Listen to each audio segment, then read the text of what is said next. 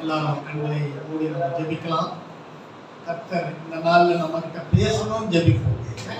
நீங்க கேளுங்க, அதுக்கப்புறம் நான் ஜெபம் பண்ணி செய்திக்கு கடந்து போகிறேன். நீங்க கண்களை மூடி கடவுள்கிட்ட கேளுங்க, ஆண்டவரே இன்னைக்கு என்கிட்ட பேசுங்கப்பா.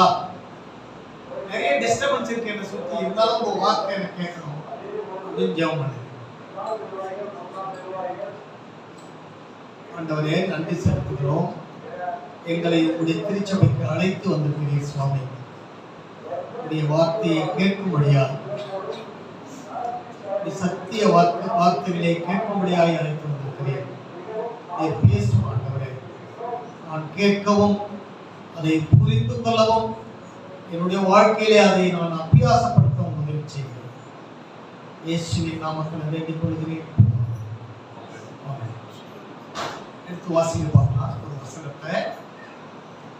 அதுக்கப்புறம் நான் தலைப்பு சொல்றேன். நீதிமொழிகள் 19வது அதிகாரம்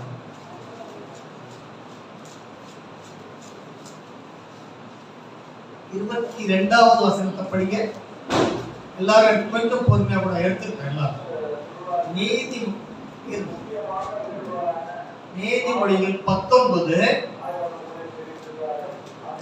19:22வது வசனம். நன்மை செய்ய மனுஷன் கொண்டிருக்கும் ஆசையே தயை.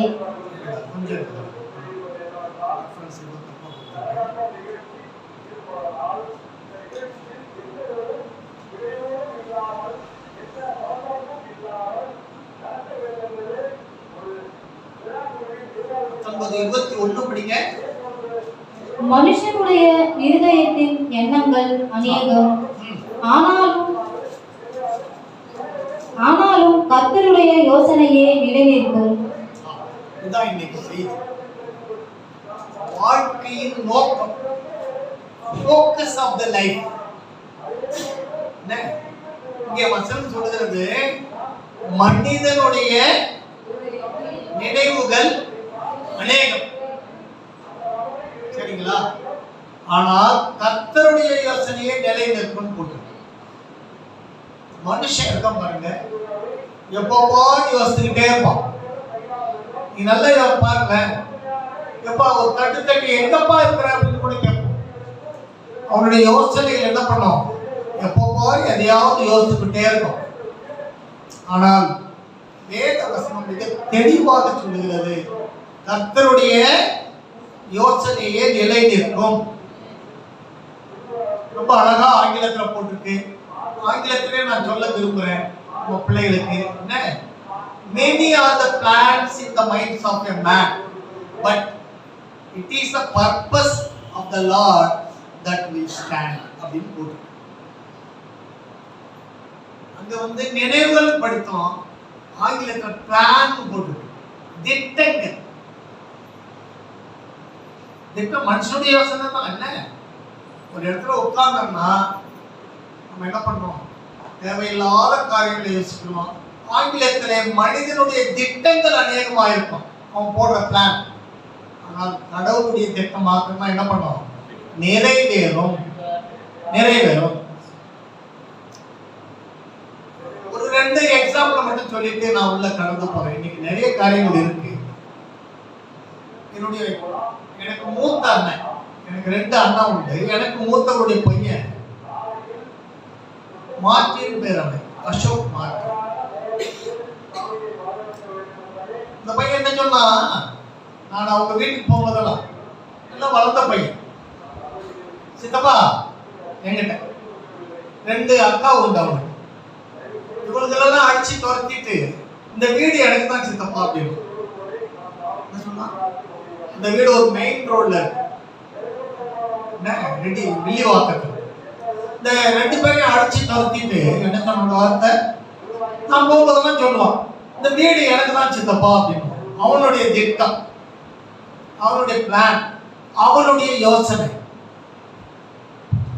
அவன் ஒரு ஸ்டண்ட் மாஸ்டரா இருந்தான். சினிமாவில் நடிக்கிறாங்க, சண்டை காட்டுன்னு வருவாங்க, அந்த ஸ்டண்ட் மாஸ்டரா இருந்தான். இங்க இருந்து ஆந்திராவுக்கு கஜேந்திரா படப்பிடிப்பு போனாங்க. ஆந்திரா கோதாவரி ரிவர்ல ஷூட்டிங் நடக்குது. அப்போ என்ன சொன்னா அந்த அந்த டைரக்டரு, எப்பா யாருக்கெல்லாம் நீச்சல் தெரியுமோ அவன் மட்டும் போட்ல ஏறு, உள்ள போய் நம்ம சண்டை நடக்க போகுது.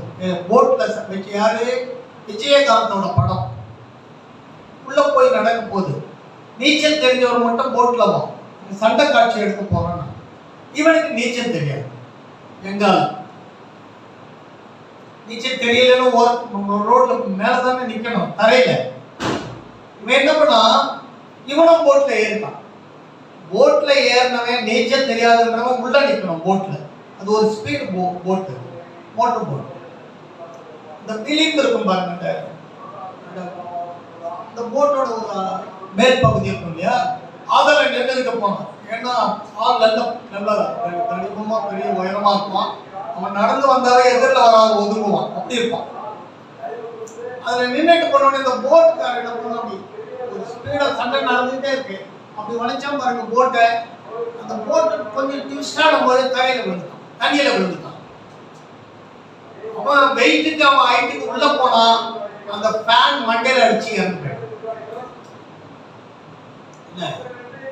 இறந்து போயிட்டான். நைட்டெல்லாம் ஃபயர் ஸ்டேஷன்ல இருந்து வந்து அவனை தேடினாங்க, ஃபயர் சர்வீஸ் பீப்புள். காலையில தான் பாடி கிடைச்சது. அதுக்கப்புறம் சென்னைக்கு கொண்டு வந்தாங்க. அது ஒரு பிளான், அது பெருசாக சொல்ல டைம் எடுக்கும்.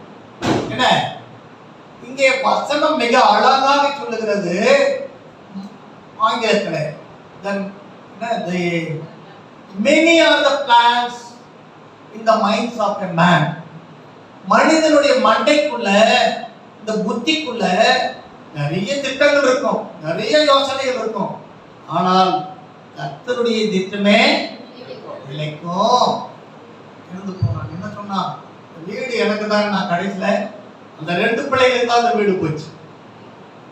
ஓகே, இரண்டாவது நான் ஒரு சம்பவத்தை சொல்லுகிறேன். என் வீட்டுக்கு பக்கத்துக்காரர், என் வீட்டுக்கு பக்கத்து வீட்டுக்காரர், நான் நினைக்கிறேன் 2023, 2 வருஷத்துக்கு முன்னாடி. நாங்கள் 2 பேருமே பேங்க்ல ஒர்க் பண்ணோம். பக்கத்து வீட்டுக்காரர். அவரு இன்னைக்கு சாயந்தரம் ஜெர்மனிக்கு போறாருன்னு எனக்கு தெரியாது, ஏன்ட்டு சொல்லல. அவர் வாக்கிங் முடிச்சுட்டு, மார்னிங் வாக்கிங் போறவர் தான். என்ன மாதிரி வாக்கிங் முடிச்சுட்டு வீட்டுக்கு வரும்போது அந்த ஒரு கேங் இருப்பாங்கல்ல, வாக்கிங் நடக்கிற குரூப், அவங்க கிட்ட இன்னைக்கு நானும் என் வைஃப் எங்க போறோம், ஜெர்மனிக்கு போறோம், விசாலாம் வந்துருச்சு, டிக்கெட்லாம் வந்துருச்சு, ஜெர்மனிக்கு போறோம். அது அவருடைய திட்டம். ஏன்னா அவர் நிறைய நாடுகளுக்கு ஒவ்வொரு வருஷமும் ஒரு நாட்டுக்கு போவாரு. Both are retired people. அந்த மாதிரி ரயில்வே ரிட்டையர் ஆயிருக்காங்க, ஒரு பேங்க் ரிட்டையர் ஆயிருக்காங்க. ஸோ 1 ஹவருக்கு மேல, அதான் எனக்கு அப்புறம் தான் தெரியும் அவரு நடந்து போன காரியத்துக்கு. ஒரு 1 ஹவருக்கு ஃப்ரெண்ட்ஸ் கிட்டலாம் பெரிய லட்சம் வச்சிருக்காரு. நான் ஜெர்மனிக்கு போறேன், இதை பார்க்க போறேன், அதை பார்க்க போறேன், ஒரு பெரிய இதெல்லாம் வச்சிருக்கேன்னு திட்டமெல்லாம் சொன்னார். நான் என் மகன் 2 பேரும் மேல் வீட்டில் இந்த போர்ட்டிக்குள்ள உட்காந்துட்டு இருக்கோம். ஒரு 12:30 மணி இருக்கும். அவரோட மிஸ்ஸஸ் ரோட்ல வந்து, 2 பேர் வீடு இப்படி ரோட்ல வந்து யாராவது ஓடுவாங்களே, யாராவது ஓடுவாங்களே, எங்க வீட்டுக்காரருக்கு எதுவும் ஆயிடுச்சு ஓடிவாங்களேன்னு. ஏ தம்பி, சண்முக அங்கிளுக்கு ஏதோ ஆயிடுச்சுடா, வாடான்னு. நாங்க செருப்பு கூட போடாம நான் அப்பனும் 2 பேரும் இறங்கி ஓடணும். அவரை போய் பார்க்கும்போது இப்படி இருந்தார், தலை தூங்கி இருந்தது. நான் தலையை நிமித்தி சண்முகம் சண்முகம் தலைவரே கத்துறேன். இன்னமும் அழுதுட்டு இருக்காங்க. ஒய்ஃப் வேற யாரும் வீட்டில் இல்லை. அவருக்கு 3 பொம்பளை பிள்ளைங்க, 3 பேரும் வெளியே கட்டி கொடுத்தாச்சு. ஒரு செகண்ட்ல மேசிவ் ஹார்ட் அட்டாக்ல இறந்து போனார். திட்டம் பாருங்க. இன்னைக்கு சாயந்தரம் ஜெர்மனிக்கு flight, night flight, midnight flight, பெரிய திட்டம் வச்சிருந்தார். எனக்கு அருமையான கிறிஸ்தவ மக்களே, வசனம் மிக அழகாக சொல்லுகிறது.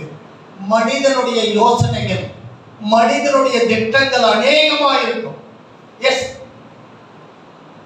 பிளான்ஸ் ஆஃப் மெனி அநேகமா இருக்கும். ஆனால் கர்த்தருடைய யோசனையே நிலை நிற்கும். வேகமா ஒரு ஆராய்ச்சியாளர் இப்படி எழுதினார். என்ன எழுதினாரு? மனித வாழ்க்கை எப்படி பண்ணுறான்னா கப்பன் சாசர் மாதிரியா. எத்தனை பேர் கப்பன் சாசர் இப்ப தண்ணி டீ குடிக்கிறோம்? அதெல்லாம் போச்சு.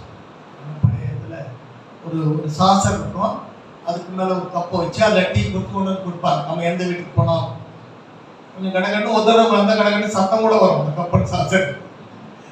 கொஞ்சம் கை உதறது கடகடன்னா அந்த கப்பன் சாசர் உதரும். இந்த வாழ்க்கை, உங்களுடைய வாழ்க்கை, என்னுடைய வாழ்க்கை கப்பன் சாசர் மாதிரியா. கொஞ்சம் விட்டுட்டீங்க என்ன வந்துடும், கீழே வந்துடும், உடஞ்சி போயிடும். ஒருவேளை அதுதான் டம்ளர்லாம் கொண்டு வந்தீங்களா என்னன்னு தெரியாது இல்லை, சில்வர் டம்ளர், பிளாஸ்டிக் இதெல்லாம் கொண்டு வந்துட்டீங்க. கப்பன் சாசர் போன்றதான் அந்த மனித வாழ்க்கை. அதை ரொம்ப ஜாக்கிரதையா ஹேண்டில் பண்ணணும். ரொம்ப ஜாக்கிரதையா அந்த மனித வாழ்க்கையை நீங்க ஹேண்டில் பண்ணலன்னா இது என்ன ஆயிடும், சுக்கு நூறா உடஞ்சு போயிடும். பீஸ் ஆஃப் மைண்டே போயிடும். நமக்கு ஒரு சமாதானமான வாழ்க்கையே இருக்காதுன்னு தான் அர்த்தம் இருக்கு. ஆகவே மனித வாழ்க்கையை ரொம்ப ரொம்ப ஜாக்கிரதையா நீங்க என்ன பண்ணணும், ஹேண்டில் பண்ணணும். ஒரு ஷேக்ஸ்பியர்னு ஒரு பெரிய ரைட்டர் இருந்தார். நிறைய காலேஜில் ஷேக்ஸ்பியருடைய பாடங்கள்லாம் வரும். ஷேக்ஸ்பியர் அவர் பேர். அவர் என்ன பண்ணாரு, இந்த மனித வாழ்க்கையை 7 பிரிவா பிரிச்சுட்டு போயிருக்காரு. அவர் எழுதும்போது ஒரு புத்தகத்தில் 7 நிலைகள், 7 stages of our life. Number 1 குழந்தை பருவம், இன்ஃபேன்ட். குழந்தை பருவம். குழந்தை என்னன்னு செய்யும், பால் குடிக்கும், தூங்கும். இந்த 2 வேலையை கரெக்டாக செய்யுங்க. நல்லா பாருங்க குழந்தைகளை. ஆனாலும் அம்மாவுக்கு தெரியும் குழந்தைக்கு பசி எடுத்துச்சு இல்லை, உடனே போய் அம்மா பால் குடிப்பாங்க, நல்லா பால் குடிக்கும். பால் குடிச்சிட்டு பால் குடிக்கும் போதே தூங்கிடும், அப்படியே காத்திருவாங்க. குழந்தையோட வேலை என்ன, பால் குடிக்கும், தூங்கும். கடற்கடன்னு ஏதாவது ஆட்டிங்கன்னா அது பார்த்து சிரிக்கும். நம்ம மேலெல்லாம் வச்சு அதை சிரிப்பு, அது கொஞ்சம் கொஞ்ச நேரம் என் பிள்ளை சந்தோஷமா இருக்கணும்னு எல்லாம் காட்டும். இது குழந்தை பருவம். உங்களுக்கு தெரியும் எவ்வளவு தூரம் அது நடந்து அப்படி முட்டி போட்டு அப்புறம் நடந்து அப்படியே லேசா போய் எல்கேஜி யூகேஜி வரைக்கும் குழந்தை பருவம் தான். அதனால தான் இந்த கிண்டர் கார்டன் ஸ்கூல்லாம் வந்து அப்படியே பையன் உட்காந்து இருப்பான், தூங்கிடுவான். தூங்க வைக்கிறதுக்கு என்ன ஸ்கூல் இருக்கு வந்துட்டு, இப்போ வந்துருச்சு.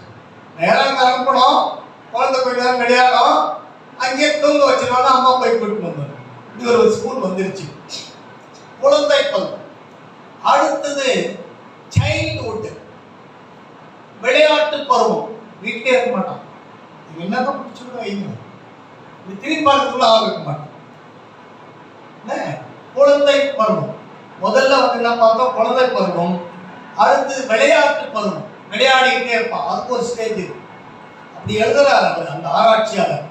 அடுத்தது அடோலசன்ஸ், இளமை பருவம். லேசா மீச வரும், தடை பார்க்குவான், வந்துருக்குதே இது தெரியாது. இல்ல அவர் எழுதுறாரு, நான் பிள்ளைய கையை காட்டாதீங்க. லேசா மீச வரும். சில மீச வர்றதுக்கு முன்னாடி கூட ஒரு உருட்டு விட்டுவாங்க. இன்னொரு செக்ஸ் மேல ஒரு ஆர்வம் இருக்கும். ஆம்பளை பையன் நிற்க மாட்டான், எங்க நிற்பான், பொம்பளை பசங்க கிட்ட தான் நிற்பான். என்னடா ஜொல்லு விடுறன்னு கூட கேட்போம் நம்ம இல்லையா, அங்கதான் நிற்பான். அதுக்கு அடோலசன்ஸ்ன்ற ஒரு பருவம். அந்த பருவத்தில் அப்படிதான் இருப்பான். நீங்க ஒண்ணுமே பண்ண முடியாது, நீங்க ஒண்ணுமே செய்ய முடியாது. 3வது பருவம். 4வது பருவம் சோல்ஜர்னு எழுதியிருக்காரு, படை வீரன். என்ன இப்போ என்ன கேட்பான், என்னதான் பண்ணணும்னு நினைக்கிற, எதிர்த்து பேசுமா, நெஞ்சு இப்படி நிமித்திக்கிட்டா தான் சோல்ஜர் பருவம்னு சொல்லிட்டான். அந்த தப்பு சரின்றத கூட பார்க்க மாட்டாங்க. என்னடா இப்போ என்ன பண்ண போற, அடிக்க போறியா, இதுதான் இது என் ஊர் தெரியுமா. சோல்ஜர் பருவம் கொஞ்சம் வீரமா இருக்கிறது, என்ன தேவையில்லாத வீரமெல்லாம் வரும், முரட்டு வீரமெல்லாம் வரும், அந்த பருவம். அடுத்த பருவம் சொன்னாதான் நீங்க எல்லாரும் ரொம்ப சிரிப்பீங்கன்னு நினைக்கிறேன். கொஞ்சம் மெதுவா சிரிங்க. ஹஸ்பண்ட் பருவமா, அவர் அந்த நிலையில எப்படி இருப்பார், ஹஸ்பண்ட் பருவத்துல சொல்றலாம் தொங்கி இருக்குமா, தொப்போ போட்டுருப்பாராம். இந்த கையில ஒரு குழந்தை, இந்த கையில ஒரு குழந்தை, ஆள் பார்க்கறதுக்கே பரிதாபமா இருப்பாராம். ஹஸ்பண்ட் பருவத்துல எத்த கேட்டாலும் ஏப்பா கேட்கிறேன், நானும் எப்படி எப்படியே ட்ரை பண்றேன், கடன் வாங்காம இருக்க முடியலப்பா. பிள்ளைங்களை ஸ்கூலுக்கு சேர்க்கணும், காலேஜுக்கு போகணும், என் வீட்டில் இருக்கிற ஒரே தொந்தரவு. என்னடா ஆம்பளைகளை பத்தே சொல்றேன்னு நினைக்காது. என்ன இதெல்லாம் எடுத்துக்கிட்டு அந்த ஹஸ்பண்ட் பருவத்தை அவர் கடந்து வரணும். நிறைய பிரச்சனையான பருவம். ஆறாவது ஓல்டு மேன். எங்க 2 பேரையும் பார்க்காங்க தயவு செய்து. அதுக்கப்புறம் இன்னொன்று என்ன, நான் நினைக்கிறேன் கடைசி ஸ்டேஜுக்கு போயிட்டு நாங்க 2 பேரும். ஓல்டு மேன் ரிட்டையர் ஆயிருப்பாரு, அப்படியே ஒரு சேர்ல உட்காந்துருப்பாரு. என்னம்மா காஃபி ரெடி ஆயிடுச்சா? பெரிய சத்தமா இருக்கும், பென்ஷன் வாங்குறது, அதனால சத்தம் ரொம்ப பலமா இருக்கும். காஃபி ரெடி ஆயிடுச்சா, டிஃபன் ரெடி ஆயிடுச்சா, ஒரே அமக்கலம் தான். இந்த ஓல்டு மேன் இருக்கிற வீட்டுல கொஞ்சம் அமக்கலம் கூட இருக்கும். அதனால நீங்க சமாளிச்சுட்டா ஆகணும், வேற வழியில். கடைசி பருவம் 7வது பருவம். பைபிள்ல 80 வயசுன்னு போட்டிருக்கு. வயது 70, பலத்தின் மிகுதியால் 80. இப்ப கடைசி பருவத்துல வந்துட்டோம். இந்த பருவத்துக்கு என்ன தெரியுமா பேரு? பஃபூனா. பஃபூன்னா என்னன்னு கேள்விப்பட்டிருக்கீங்களா? பஃபூன் கோமாளி. இந்த பசங்க என்ன பண்ணுமா, இந்த ஸ்டேஜ்ல ஒரு ரூம்ல விட்டு பூட்டிடுவோம். ரொம்ப வெளியே இருந்த தொந்தரவு காட்டுல தாத்தா உள்ள வச்சு பூட்டிட்டு சொன்னதையே 10 முறை சொல்லுவாராம். பஃபூன் எகிரி எகிரி குதிப்பாரு. பாத்தீங்களா? அந்த கடைசி பருவம் இந்த ஆள் எழுதுறாரு ஷேக்ஸ்பியர். என்ன பருவம்? பஃபூன் பருவமா, கோமாளித்தனமா ஆயிடும். அந்த தூங்கி இருந்த அந்த குழந்தை கடைசி ஸ்டேஜில் கோமாளி ஆகி, அப்படியே கோமாளி ஆயிருந்து இறந்து அது மண்ணுக்கு போய்விடுகிறது. 7 நிலைகளாக எழுதுறாரு மிக வேகமாக. இந்த மனுஷன் இந்த 80 வருஷத்துல என்ன பண்றான்னு நம்ம பார்க்கணும்ல. பார்க்கணும். ஆராய்ச்சி பண்ணியிருக்காங்க. ஒரு தேசத்து மக்கள் இல்லை, நிறைய தேசத்து மக்களை ஆராய்ச்சி பண்ணி ஒரு சின்ன நமக்கு ஒரு குறிப்பை கொடுத்துருக்காங்க. மனிதன் 80 வயதுல 80 வயது வரையும் வச்சுக்கங்க, அவன் உயிரோடு இருக்கிறான்னு வச்சுக்கங்க, என்ன வச்சுக்கல ரைட்டா, 26 வருஷம் தூங்குறான். எத்தனை வருஷம்? 26 வருஷம் தூக்கத்துல கழிக்கிறான் 80 வயசுல. என்ன 13 வருஷம் வேலை செய்யலாம் தனக்காக, தன் குடும்பத்துக்காக, பிள்ளைகளுக்காக. எந்த வேலையோ ஒரு வேலை 13 வருஷம் வேலை செய்யறான். 10 வருஷம் ஜாலியா பொழுது போக்குறான். 10 வருஷம் என்ன பண்றான்? பொழுதுபோக்குக்காக செலவு பண்றான். நம்ம நாட்டுல அது அதிகம் இல்லை, வெளிநாடுகள்ல நிறைய பொழுதுபோக்குக்காக செலவு பண்றாங்க. நிறைய டிராவல் போறாங்க, நிறைய இடத்துல சுத்தி பார்க்க போறாங்க. இந்த குறிப்பு எழுதுனது ஒரு வெளிநாட்டுக்காரர். அதனால அவர் என்ன எழுதுறாரு? மனிதன் 10 ஆண்டுகள் 10 வருஷம் பொழுதுபோக்குக்காக செலவு செய்யறான். 4 வருஷம் சாப்பிடுறதுக்காக செலவு பண்றான். எத்தனை வருஷம்? 4 வருஷம் சாப்பிடுறான். மொத்தம் 80 வயசுல. ஓகே, 5 வருடம் குடும்ப காரியங்களை பார்க்கறான். குடும்பத்தில் இருக்கிற காரியங்கள், அங்க போறது, இங்க வர்றது, அக்கா கல்யாணம், தங்கச்சிக்கு கல்யாணம், இந்த குடும்ப காரியங்கள் நடக்குது பாருங்க. அதுக்கு 5 வருடங்களை செலவு பண்றான். 3 வருடம் போக்குவரத்து, டிராவல்ல 3 வருஷம் செலவு பண்றான். இங்க இருந்து வேலைக்கு போறது, அங்க இருந்து இங்க வர்றது, இங்க இருந்து ஊருக்கு போறது, அங்க இருந்து வர்றது. 80 வயசுல 3 வருஷம் டிராவல் போறானா. 3 வருஷம் மேக்கப் பண்றானா, தன்னை அலங்கரிச்சுக்கிறது. என்ன பவுடர் போடுறது, போட்டு கரெக்டாக வச்சுருந்தா பார்க்கறது, பூ வைக்கிறது, நல்ல ட்ரெஸ் பார்க்கறது, நம்மளை கொஞ்சம் அட்ராக்டிவா பார்க்கறது. அதில் 3 வருஷம் செலவு பண்றாங்க. 2 வருஷம் வியாதியா இருக்காங்க. ஏதோ ஒரு வியாதி, என்ன ஜுரம், வயிற்று வலி, ஏதோ ஒரு வியாதியில 2 வருஷம், இந்த 80 வருஷத்துல 2 வருஷம் கஷ்டப்படுறாங்க. இந்த ஸ்டேஜ் தான் எனக்கு ரொம்ப சிரிப்பு வந்தது அதை எழுதும்போது. 6 வருஷம் சும்மாவே இருக்கிறாங்க. என்னப்பா பண்றேன்னு என்ன சொல்லுவான் சரி நிறைய பேர் சும்மா இருக்கிறப்பா பதில சொல்லுவான் சும்மா இருக்கிறேன் என்னடா பண்றேன்னா சும்மா உட்காந்துக்கிறப்பா கொடுப்பா ஆள கொடுப்பா எத்தனை வருஷம் அப்படி பண்றாங்க 6 வருஷம் சும்மா இருக்காங்க 2 வருஷம் இந்த ரிலேஷன்ஷிப் உறவு இருக்கு பாருங்க அதை கட்டுறதுக்கு ட்ரை பண்றாங்க 2 வருஷம் ஆமா நான் என் பொண்ணு வீட்டுக்கு போகணும்னு பார்த்துட்டு வரணும் என் பொண்ணு எப்படி இருக்கிறான்னு பார்த்துட்டு வரணும் ஏதோ சண்டை போட்டுட்டு இருக்காங்கன்னு சொன்னா நான் போய் சமாதானப்படுத்தி வரணும் உறவை கட்டுவதற்காக 2 வருஷம் செலவு பண்றாங்க கடைசி ஸ்டேஜுக்கு வந்துட்டோம் மனுஷன் கடவுளை தேடுறது ஆன்மீகத்துல விருப்பப்படுறது 6 வருஷம் மட்டும்தான் செய்யணும் எத்தனை வருஷம் அந்த 80 வயசுல நம்மளை விடுங்க நம்ம கிறிஸ்துவ மக்களை விடுங்க ஜெனரல் எல்லா மக்கள் தொகையிலும் எடுத்த ஒரு ஆராய்ச்சி எத்தனை வருஷம் பண்றான் 6 வருடம் அவன் என்ன செய்யறான் ஆன்மீகத்துல கடவுளை தேடுகிற காரியத்துல செய்யறான் இந்த மலைகளை வச்சிருக்கிற நான் என்ன எடுத்துக்கிறேன் இந்த மனிதன் எவ்வளவோ காரியங்களை யோசிக்கிறான் இதை செஞ்சிருவேன் அதை செஞ்சிருவேன் என்ன நான் இப்படி பண்ண போறேன் நான் அப்படி பண்ண போறேன்னு யோசிக்கிறான் நான் வேதம் அழகாக சொல்லுகிறது மனிதனுடைய யோசனைகள் அநேகமாயிருக்கும் அவனுடைய திட்டங்கள் அநேகமாயிருக்கும் ஆனால் கர்த்தருடைய யோசனையை நிலை நிற்கும் இப்படிப்பட்ட மனித வாழ்க்கையில ஒரு சில கோட்பாடுகள் நமக்கு அவசியம் இருக்கு நான் எழுதி எடுத்து வந்திருக்கேன் என்ன எடுத்து படிக்க பார்க்கலாம் ஆதியாகமம் 50ஆம் அதிகாரம் 20வது வசனத்தை படிங்க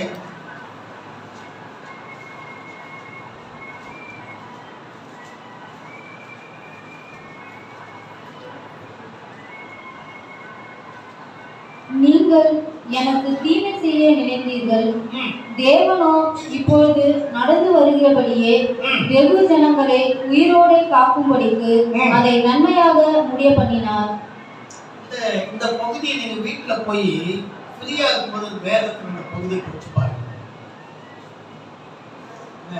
இந்த பகுதியை படிச்சு பாருங்க இந்த ஆபிரகாமுடைய இந்த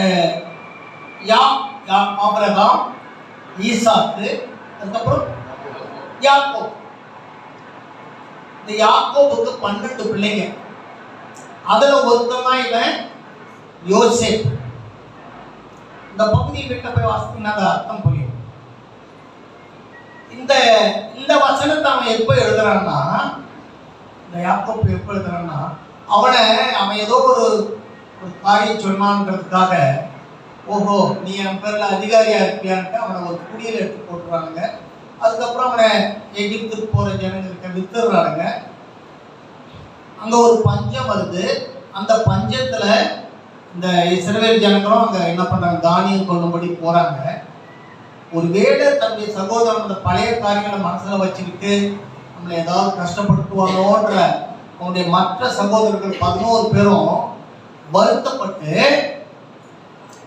ஒரு மாதிரி நினைச்சுட்டு இருக்கும்போது தான் அவன் சொல்றான் மறுபடியும் வாசிங்க அந்த வாசனத்தை நீங்கள் எனக்கு தீமை செய்ய நினைத்தீர்கள் தேவனோ இப்பொழுது நடந்து வருகிறபடியே வெகு ஜனங்களை உயிரோடே காக்கும்படிக்கு அதை நன்மையாக முடிய பண்ணினார் ஆமாங்க எனக்கு அருமையானவர்களே இந்த எகிப்திலிருந்து எகிப்துக்கு போனவங்க 70 பேர் எகிப்திலிருந்து திரும்பி கானானுக்கு வந்தவங்க பேர் 6 லட்சம் பேர் புருஷர்கள் போட்டு எனக்கு ஒரு 20 லட்சம் பேர் திரும்பி வந்திருக்கோம் இங்கே எழுதுகிறார் ஆவியானவர் எழுதுகிறார் யோசேப்பு சொல்றான் எனக்கு தீமை செய்ய நினைச்சிங்க ஆனால் கர்த்தரோ இந்த வெகு ஜனங்களை இந்த திரளான மக்களை காக்கும்படி என்ன பண்ணாரு என்னை உயிரோட வைத்து நன்மை செய்தார். எனக்கு அருமையான கிறிஸ்துவ மக்களே, நம்ம அநேக காரியங்களை நம்ம நினைச்சாலும் கர்த்தர் ஒரு நன்மையான காரியத்துக்காகவே நம்மை வைத்திருக்கிறார். அதுதான் இன்னைக்கு சத்தியம். ஏதோ ஒரு எதிர்காலத்தில் நடக்க போகிற ஒரு நன்மையான காரியத்துக்காக என்னையும் உங்களையும் ஆண்டவர் வைத்திருக்கிறார். அதை தான் அந்த வசனத்தை அந்த யோசேப்பு சொல்றான். இந்த கர்த்தருடைய திட்டங்களை நம்ம எப்படி தெரிஞ்சுக்கிறது? வசனம் சொல்லிருச்சு, அப்பா நீ என்னதான் திட்டம் போட்டாலும் என்னதான் யோசனை செஞ்சாலும் நான் என்னுடைய திட்டம் என்னவோ அதான் நிறைவேறும் அப்படின்னு கர்த்தர் சொல்றாரு இல்லைங்களா? அதை நம்ம எப்படி தெரிஞ்சுக்கிறது? ஒரு 3 விதமான காரியங்களை நான் சொல்லி முடிக்கிறேன். முதலாவது, தரிசனங்கள் மூலமாக கர்த்தர் தன்னுடைய திட்டத்தை உங்களுக்கு அறிவிப்பார். எப்படி கொடுப்பாங்க? தரிசனங்கள் மூலமாக. நான் தரிசனம்னா கனவுங்க. தரிசனம் என்னது? கனவு. உங்களுடைய நீங்கள் காண்கிற கனவிலே கர்த்தர் உங்களோடு சொல்வார். தரிசனங்கள் நீங்களே காண்பீர்கள், உங்களுக்கே தரிசனம் ஏற்படும். அல்லது யாராவது ஒரு ஆவிக்குரிய மனிதன், ஒரு கிறிஸ்தவ மனிதன், ஒரு ஊழியக்காரர் உங்களிடத்திலே வந்து அதை சொல்லுவார். ஆமாங்க, உங்ககிட்ட வந்து சொல்லுவார், இப்படி நான் ஒரு தரிசனத்தை கண்டேன், கர்த்தர் உங்களுக்கு இப்படி வெளிப்பாடு கொடுத்திருக்கிறார் அப்படின்னு ஒரு ஊழியக்காரர் அனுப்பி சொல்லுவார். அல்லது இந்த வேத புத்தகத்தில் இருக்கிற வார்த்தைகள் மூலமாக, ஒருவேளை நான் கொடுக்கிற மெசேஜ் மூலமாக கர்த்தர் உங்களுக்கு என்ன பண்ணுவாரு? அவருடைய திட்டத்தை உங்களுக்கு அறிவிப்பார். அவருடைய திட்டத்தை உங்களுக்கு அறிவிப்பார். தரிசனங்கள் இல்லாத இடத்தில் ஜனங்கள் முடியுங்க சீர்கெட்டு போவார்கள். கெட்டு போவார்கள் கூட போடல, கெட்டு போவார்கள் கூட சாதாரண காரியம். தரிசனங்கள் இல்லாத இடத்தில், கர்த்தருடைய வார்த்தையை கேட்காத இடத்தில், கர்த்தருடைய வார்த்தையை கேட்க ஆலயத்துக்கு போகாத இடத்தில் ஜனங்கள் எப்படி போவாங்க? சீர்கெட்டு போவார்கள். அவங்க செய்யற காரியம் எல்லாம் எப்படி இருக்காது? ஒரு சாதாரண காரியமா இருக்காது, கெட்டு போன காரியமா இருக்கும். சீர்கெட்டு போவார்கள். நான் இப்ப அந்த பொருட்கள் வீட்டுல போய் சொன்னேன் இல்லைங்களா, ஒரு 23 மாதம் 27 மாதம் அங்க இருந்தேன். நான் ஒரு அம்மாவை, ஒரு பாஸ்டருடைய அம்மாவை எனக்கு சமையல் பண்றதுக்காக அந்த இடத்துக்கு கூப்பிட்டு போயிருக்கேன். நல்ல ஞாபகம், கிறிஸ்தவ அம்மா, ஆண்டவரை தெரிஞ்சுக்கிட்டு இருக்கிறவங்க. எனக்கு அங்க உதவிக்கு ஆள் தேவைப்பட்டது, அவங்கள கூட்டிட்டு போயிருக்கேன். எனக்கு உதவிக்கு ஒரு நம்ம தம்பி போல ஒரு பையனை எனக்கு வச்சிருக்கேன் என்னுடைய ஹெல்ப்புக்காக. அந்த பையனும் நானும் 2 பேரும் படுத்துருக்கோம். 2 பேரும் ஒரு 2 கொசு வலையை கட்டிட்டு தனித்தனியாக படுத்துருக்கோம். இந்த அம்மாவுக்கு தனியாக ஒரு ரூம் கொடுத்துட்டேன், அந்த அம்மா படுத்துக்கிறதுக்கு கட்டில் போட்டு. அந்த அம்மா எங்களை டிஸ்டர்ப் பண்ணாமல் போகிறதுக்கு அடுத்த பெட்ரூம் போய் அப்படியே அவங்க ரெஸ்ட் ரூம் போயிடும். எந்த பக்கம் டோர் திறக்கணும்னு அவசியம் இல்லை. அந்த டோரை திறந்து அந்த டோரை திறந்து அப்படி போயிட்டோம். ஒரு நாள் காலையில, விடிய காலையில ஒரு 4 மணி இருக்கும், கர்த்தர் என்கிட்ட என்ன சொல்றாரு? அந்த அம்மாவை வீட்டுக்கு அனுப்புன்றாரு. அந்த அம்மா வந்து 1 வாரம் கூட ஆகல. அந்த அம்மாவை நீ வீட்டுக்கு அனுப்பு, இங்க வச்சுக்காத அப்படின்றாரு. எனக்கு ஒண்ணுமே புரியல. பக்கத்துல இருக்கிற பையனை 4 மணிக்கு அவனை தட்டி எழுப்பினேன். எழுப்பி, நீ தம்பி எதுவும் இந்த அம்மாவை கேட்காது, அர்த்தம் அந்த அம்மாவை வீட்டுக்கு அனுப்பிடலாம் அப்படின்னு உனக்கு ஒண்ணுமே புரியல. ஆனா கொண்டு இருப்பான், ஏன் அனுப்பல அப்படின்னு கேட்டு, இல்லப்பா ஏதோ எனக்கு கடவுள் சொல்றாரு அந்த அம்மா வீட்டுக்கு அனுப்ப சொல்லி. ஒரு வழியாக போய் அறுத்ததுக்கு தலையை அசைச்சு, சின்ன பையன் தலையை அசைத்துட்டு விட்டுட்டான். காலையில இருந்தேன், அம்மா ஜோதிமா இங்க வாங்க, நீங்க நான் மறுபடியும் உங்களை கூப்பிடுறேன், நான் வெளியூர் போக வேண்டும், என்ன நீங்க உங்க வீட்டுக்கு போங்க அப்படின்னு என் காரை யார் வச்சிருக்காரு அந்த அட்வொகேட் ஃபோன் பண்ணி அவரை கார் எடுத்து வர சொல்லி இந்த அம்மா கிட்ட போய் பணம் கொடுத்து ஒரு 2-3 மணி நேரத்தில் அந்த அம்மா காலையில் டிஃபன் கொடுத்தா அந்த அம்மாவை பேக் பண்ணிட்டேன், இந்த அம்மாவை அனுப்பிட்டேன். எனக்கு அப்புறம் தாங்க தெரிஞ்சுது அந்த அம்மாவால எனக்கு ஒரு பெரிய ஆபத்து நேரிட இருக்குதுன்னு அப்புறம் தான் தெரிஞ்சுது. அந்த அம்மா என்ன பண்ணாங்க, எனக்கு எகென்ஸ்டா நிறைய வேலைகளை அந்த அம்மா செஞ்சுட்டு இருக்கிறாங்க. அந்த அம்மா யோசனை பண்ணிட்டு இருக்கிறாங்க. என்ன அது நமக்கு தெரியாது. எனக்கு அருமையானவருடைய கர்த்தர் தீர்க்க தரிசனங்கள் மூலமாக தனது திட்டத்தை உங்களுக்கு அறிவிப்பார். தனது திட்டத்தை என்ன பண்ணுவாரு? உங்களுக்கு அறிவிப்பார். இந்த இதே அதிகாரத்துல 37:5 வாசிங்க பார்க்கலாம். 37:5 என்ன அழகா சொல்லிட்டு பாருங்க. அதனாலதான் அவனை பகைச்சாங்க. யாரையா? அந்த யோசேப்பு. 37:5 படிக்க ஆதியாகமம். அவன் ஒரு தரிசனத்தை சொல்றான். படிங்க. யோசேப்பு ஒரு சொப்பனம் கண்டு அதை சகோதரருக்கு அறிவித்தான். அது நிமித்தம் அவனை இன்னும் அதிகமாய் பகைத்தார்கள். ஆமாங்க, எனக்கு அருமையாக சொப்பனங்கள் மூலமாக கர்த்தருடைய திட்டத்தை உங்களுக்கு அறிவிப்பார். இன்னும் அநேக வசனங்கள் இருக்கிறது. என்ன? 20ஆம் அதிகாரம் 3ஆம் வசனம், 28, 12, 40, 5-8, 41, 1ஆம் வசனம்லாம் பார்த்தீங்கன்னா இந்த காரியத்தை குறித்தே போடப்பட்டிருக்கும். சொப்பனங்கள். இதே யோசேப்பு என்ன பண்ணுவான்? சிறைச்சாலையில் இருக்கும்போது ஒருத்தன் வந்து சொப்பனத்தை கொண்டு வந்து அவங்ககிட்ட கேட்பான். நான் அப்படி ஒரு கனவு கண்டப்பா, அதனுடைய அர்த்தம் என்ன பண்ணுவான்? அது சொல்லுவான். இதே யோசிப்பு கிட்ட ராஜா ஒரு சொப்பனத்தை கண்டு அதை கொண்டு வந்து சொல்லுவான். அந்த இடத்துல யோசிப்பு மிக அழகாக சொல்லுவான். 41:1 படிக்க பார்க்கலாம். அந்த வசனமா பார்க்கிறேன். 41:1 இதே ஆதியாகமம். அதுல ஒரு வசனம் ரொம்ப கிளியரா அந்த சொப்பனத்தை பத்தி இருக்கு. 2 வருஷம் சென்ற பின்பு பார்வோன் ஒரு சொப்பனம் கண்டான். அது என்னவென்றால், அவன் நதியண்டையிலே நின்று கொண்டிருந்தான்.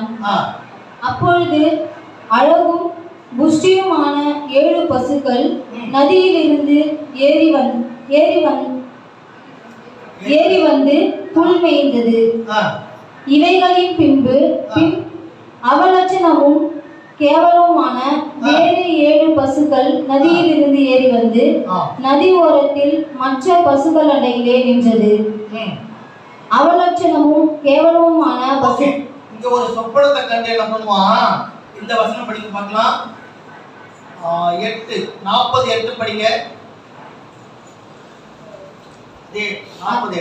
அதற்கு அவர்கள், சொப்பனம் கண்டோம், அதற்கு அர்த்தம் சொல்கிறவன் ஒருவனும் இல்லை என்றார்கள். அதற்கு யோசேப்பு, சொப்பனத்துக்கு அர்த்தம் சொல்லுதல் தேவனுக்குரியதல்லவா? அவைகள் என்னிடத்தில் சொல்லுங்கள் என்றான். சொப்பனத்துக்கு அர்த்தம் சொல்றது யாருடையது? தேவனுடையது. ஆமாங்க, தீர்க்க தரிசனம். கர்த்தர் என்ன பண்ணுவாரு? ஒரு சொப்பனத்தின் மூலமாக, ஒரு கனவின் மூலமாக, ஒரு தீர்க்க தரிசனத்தின் மூலமாக என்ன பண்ணுவாரு? அவருடைய திட்டத்தை உங்களுக்கு அறிவிப்பார். நீங்க எவ்வளவுதான் யோசனை வச்சிருந்தாலும் ஒரு தேவ மனிதன் அல்லது நீங்களே கூட கர்த்தருடைய தரிசனத்தை நீங்கள் காண்பீர்களானால் அதுதான் தேவ சித்தம், அல்ல தேவனுடைய திட்டம் என்பதை நீங்கள் புரிந்து கொள்ளுங்கள். இரண்டாவது, இந்த தேவ திட்டமானது சோதனைகள் மூலம் பரிசோதிக்கப்படும். தேவ திட்டம் கொடுத்துருவாரு. நான் எடுத்த உடனே நேரம் அந்த திட்டத்துக்கு நீங்க போயிட முடியாது. அதுக்குரிய நிறைய சோதனை வரும். உங்களுக்கு டெஸ்ட் நிறைய. ஒரு பொண்ணை நல்ல பொண்ணா கொண்டு வரணும்னா 24 கேரட் பொண்ணை நம்ம கொண்டு வரணும். என்ன பண்ணுவாங்க? ரொம்ப புடமுடுவாங்க, ரொம்ப இது பண்ணுவாங்க, நல்ல கொளுத்தி அதுல இருக்கிற அழுக்கெல்லாம் எடுத்தா தான் அது ஒரு 24 கேரட் உள்ள ஒரு பொண்ணா வரும். அதே போல நிறைய சோதனைகள் வரும். இந்த சோதனைகள் எல்லாவற்றிலும் நம்ம ஜெயிச்சோம்னா, இந்த ட்ரையல்ஸ், இந்த டெஸ்ட், இதெல்லாம் நம்ம ஜெயிச்சா தான் என்ன பண்ண முடியும்? ஆண்டவருடைய திட்டத்தை நம்ம என்ன பண்ண முடியும்? புரிஞ்சிக்க முடியும். ஆண்டவருடைய திட்டம் நேரா வந்துடாது. அதை நீங்க அடையறதுக்கு நிறைய கஷ்டங்கள் பட வேண்டியிருக்கும். உடனே நீங்க என்ன நினைக்கூடாது? என்ன கடவுள் ஏதோ சோதிக்கிறாரு,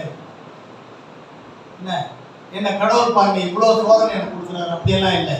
கர்த்தருடைய திட்டம் எதுவோ இருக்கு. அந்த திட்டத்துக்காக தான் கடவுள் என்ன பண்றாரு? அந்த சோதனைகள் வழியில உங்களை கொண்டு போறாரு. ஆண்டவராக இயேசு கிறிஸ்துக்கே சோதனை இருந்தது. வேதத்துல படிக்கணும். அவருக்கே சாத்தான் என்ன பண்ணான்? அவருக்கு பசியை உண்டாக்கி சோதனையை கொடுத்தான். 3 விதமான காரியங்களை அவருக்கு சொன்னான். ஆண்டவராக இயேசு கிறிஸ்துக்கே சோதனை வரும்னா நமக்கெல்லாம் எப்படி சொல்லுங்க பார்க்கலாம். ஆனால் தேவனுடைய திட்டம் தான் நிறைவேறிச்சு. ஆண்டவராகிய இயேசு கிறிஸ்து எதுக்கு இந்த உலகத்துல கொண்டு வந்தாரு?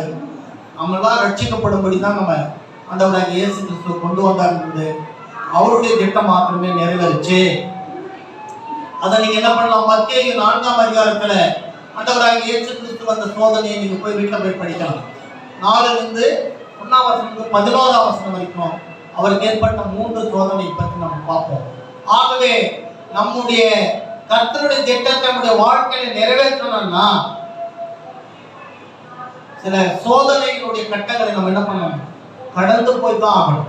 கண்டிப்பாக கடந்து போய் தான் ஆகணும். 3வது, தேவனுடைய திட்டம் நிறைவேற உங்ககிட்ட என்கிட்ட அவருடைய பிளான், அவருடைய திட்டம் நிறைவேறணும்னா நமக்கு இருக்க வேண்டிய ஒரே ஒரு குவாலிட்டி, நம்மகிட்ட உண்மை இருக்கணும். நம்மகிட்ட என்ன பண்ணுங்க? உண்மை இருக்கணும். உண்மை இருந்தால் மாத்திரமே தேவனுடைய சித்தத்தை, தேவனுடைய திட்டத்தை நம்முடைய வாழ்க்கையில அவரால் என்ன பண்ண முடியும்? அமுல்படுத்த முடியும். ஆமாங்க, மனித வாழ்க்கையில கண்டிப்பா உண்மை வேணும். ஆதியாகமம் 39:21 படிங்க. ஆதியாகமம் 39:21. கர்த்தரோ யோசேப்போடே இருந்து அவன் மேல் கிருபை வைத்து சிறைச்சாலை தலைவனுடைய தயவு அவனுக்கு கிடைக்கும்படி செய்தார். இந்த இடத்தையும் நீங்க போய் படிங்க. இந்த பர்டிகுலர் வசனம் வர அந்த அதிகாரத்தை போய் படிங்க. யோசேப்புக்கு ஒரு சின்ன டெஸ்ட் வரும். ஆனால் அவன் கர்த்தருக்கு உண்மையாகணும். அந்த கேவலமான அந்த காரியத்துக்கு அவன் தன்னை என்ன பண்ணல? ஈடுபடுத்தல. அதை வீட்டுல போய் படிங்க. என்ன யோசேப்பு கர்த்தருக்கு பயந்து உண்மை உள்ளவனா இருந்தான். எனக்கு அருமையான கிறிஸ்தவ மக்களே, கர்த்தருடைய திட்டம் உங்க வாழ்க்கையில நிறைவேறணும்னா உங்க யோசனை எல்லாம் வேஸ்ட், உங்க பிளான் எல்லாம் வேஸ்ட். கர்த்தருடைய திட்டம் உங்க வாழ்க்கையில நிறைவேறணும்னா உங்ககிட்ட என்ன இருக்கணும்? என்ன இருக்கணுங்க? உண்மை இருக்கணும். ஆங்கிலத்துல ரொம்ப அழகா போட்டிருக்கு. The Lord was with Joseph.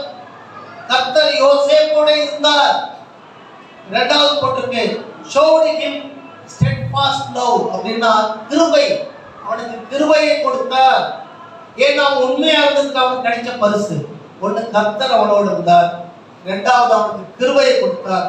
3வது, gave him favor in the sight of the keeper of the prison. அந்த சிறைச்சாலை தலைவனுடைய அவனுடைய ஃபேவர்னா என்ன? தமிழ்ல தயவு. அவனுடைய ஃபேவர் கிடைக்கும்படி செய்தார். எனக்கு அருமையான மக்களே, எனக்கு அருமையான கிறிஸ்தவ மக்களே, அநேக காரியங்களை குறித்து நாம் யோசிக்கிறோம், அநேக திட்டங்களை நாம் தீர்க்கணும். ஆனால் வேத வசனம் மிக தெளிவாக, மிக அழகாக போடப்பட்டிருக்கிறது. கர்த்தருடைய திட்டமே நிலை நிற்கும். God's plan only will stay. அது மட்டும் தான் நிற்கும். நம்ம எவ்வளவுதான் ஆசைப்பட்டாலும், எவ்வளவுதான் திட்டம் போட்டாலும், எவ்வளவுதான் பிளான் போட்டாலும் நிற்கும் ஒரு இடத்துல. அப்போ நம்ம உண்மையா இருக்கும்போது கர்த்தர் தன்னுடைய திட்டத்தை உங்க மூலியமா அவர் என்ன பண்ணுவாரு? தன்னுடைய திட்டத்தை நிறைவேற்றுவாரு. நீங்க எதை கேட்டாலும் செய்வாங்க. ஆமாங்க, அதான் அவருடைய திட்டம். உங்ககிட்ட அவர் எதிர்பார்க்கறது என்ன? எதிர்பார்க்கிறாரு உண்மையை மாத்திரம் எதிர்பார்க்கிறார். நான் அநேக காரியங்களை நான் சொல்லிக்கொண்டே போக முடியும். நமக்கு நேரம் இல்லாத காரியத்தினால் நான் இதோடு முடிக்கிறேன். வேதத்தில் இப்படி ஒரு வசனம் இருக்கு. மோசே என்னுடைய வீட்டில் எங்கும், அப்படிதானே? என்னுடைய வீட்டில் உண்மையா இருந்தான் போடல, என்னுடைய வீட்டில் எங்கும் உண்மையா இருந்தான். அப்படின்னா எல்லா காரியத்திலும், கர்த்தருடைய கண்கள் பார்க்கிற எல்லா காரியத்திலும் அந்த மோசே உண்மை உள்ளவனா இருந்தான். ஆகவேதான் அவருடைய திட்டத்தை மோசே மூலமாக நிறைவேற்றி இஸ்ரவேல் ஜனங்களை மீட்டுக் கொண்டு போனார். ஆமாருமையானவர்களே, ஒரே ஒரு காரியம், எத்தனை சோதனை வந்தாலும் பரவாயில்ல, நான் என் தேவனுக்கு முன்பாக எப்படி இருப்பேன்? உண்மையா இருப்பேன். நான் உண்மையா இருந்தால் அவருடைய திட்டம் என்னிலே நிறைவேறும். கண்டிப்பா நிறைவேறும். நீங்க கேட்கிற காரியங்கள் கர்த்தர் கொடுக்கிறதுக்கு காரணம், அவருடைய திட்டத்தை நிறைவேற்றதுக்கு காரணம் நீங்க உண்மையா இருக்கணும். என்ன இந்த உண்மை? மறுபடியும் 3 காரியங்களை சொல்லி நான் செய்தியை முடிக்கிறேன். அவருடைய திட்டத்தை சொப்பனங்கள் மூலமாக, தீர்க்கதரிசனங்கள் மூலமாக கர்த்தர் தெரியப்படுத்துவார். உங்களுக்கே தெரியப்படுத்துவார் அல்லது மற்றவர்கள் மூலமாய் உங்களுக்கு தெரியப்படுத்துவார். இரண்டாவது, நீங்கள் சோதனையின் மூலமாக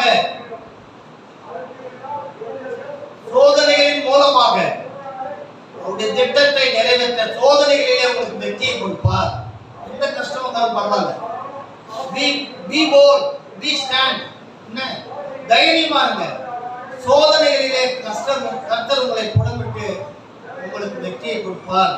அவருடைய திட்டத்தை நிறைவேற்றுவார். நான்காவது, அவருடைய திட்டத்தை மூன்றாவது, அவருடைய திட்டத்தை நிறைவேற்ற நம்ம எப்படி இருக்கணும்? உண்மை உள்ளவர்களா இருக்கணும். ஜெபிக்கலாமா? கண்களை மூடலாம். இப்படி அநேக ஸ்டேஜை கடந்து வர மனிதன் இந்த 80 ஆண்டுல என்னென்ன செய்யறான்றதெல்லாம் கூட நம்ம பார்த்தோம். ஆராய்ச்சி மூலமா வேத வசனம் மிக மிக மிக அழகாக சொல்லுது. என்ன சொல்லுது? மனிதனுடைய யோசனைகள் அநேகமாயிருக்கும், கர்த்தருடைய யோசனையே நிலை நிற்கும். எனக்கு அருமையான கிறிஸ்துவ மக்களே, இது உங்க நேரம். நீங்க கர்த்தர்கிட்ட கேளுங்க, ஆண்டவரே நான் கூட அப்படித்தாயா எப்போ பார்த்தாலும் யோசிச்சுட்டே இருக்கிறேன், எதையோ யோசிக்கிறேன், தேவையில்லாத காரியங்கள்லாம் யோசிக்கிறேன். ஆனா இன்னைக்கு நீங்க என்ன சொன்னீங்க? என்னுடைய யோசனைகள் திட்டங்கள் அநேகமாயிருக்கும், உங்களுடைய திட்டம் மாத்திரமே நிலை நிற்கும் சொன்னீங்க. ஆண்டவர் ஆவியானவரே நன்றி ஐயா. மக்கள் ஜெபித்த ஜெபத்தை நீர் கேட்டீர் ஆண்டவரே. மனதின் யோசனை, மனிதனுடைய, என்னுடைய, எங்களுடைய யோசனை அநேகம் ஆண்டவரே. எப்போ பார்த்தாலும் யோசிச்சுட்டே இருக்கிறோம் ஐயா. அந்த யோசனையே எங்களை பலவீனப்படுத்துது, அந்த யோசனையே எங்களை கஷ்டத்துக்குள்ள கொண்டு போகுது, அந்த யோசனையை எங்களை எந்த வேலையும் செய்ய விடாதபடி பண்ணுது. ஆனா இன்னைக்கு நீங்க சொன்னீங்க, தேவனுடைய யோசனையே நிலை நிற்கும் சொன்னீங்க. ஆமா ஆண்டவரே, நீங்க என்ன குறித்து என்ன நினைக்கிறீங்களோ, என்னை குறித்து என்ன திட்டம் நீங்க போட்டு வச்சிருக்கிறீங்களோ அதுவே நிலை நிற்கும்னு போட்டு சுவாமி. உங்களுடைய சமூகத்துல எல்லா காரியத்திலும் நான் உண்மையா இருக்க எனக்கு உதவி செய்யுங்க. நான் உண்மையா இருந்து உங்களுடைய திட்டத்தை புரிந்து கொள்ள எனக்கு உதவி செய்யுங்க. என்னை நடத்துங்க ஆண்டவரே, என்னை நடத்துங்க சுவாமி. இயேசுவின் நாமத்தில் வேண்டிக் கொள்கிறேன்.